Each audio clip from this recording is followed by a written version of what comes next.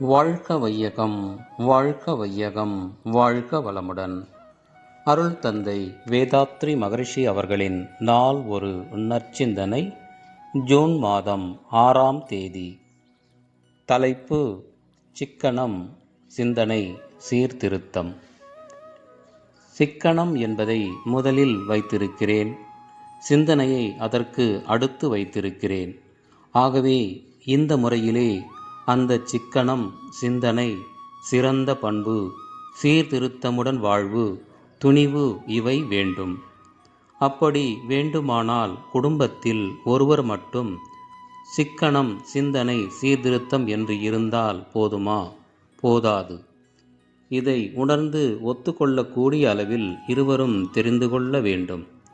அப்பொழுதுதான் குடும்பத்திலே அமைதி இருக்கும், சீர்திருத்தம் பரவ முடியும், சிக்கனம் நிலைக்க முடியும், நலம் பெற முடியும். எனவே அந்த முறையிலே சிக்கனம், சிந்தனை, சீர்திருத்தம் இவையெல்லாம் குடும்பத்தில் நிலவ வேண்டுமானால் அந்த சிந்தனையாற்றல் பெருகுவதற்கு மனவளம்தான் வேண்டும். அருள் தந்தை அவர்கள் வாழ்க வளமுடன்.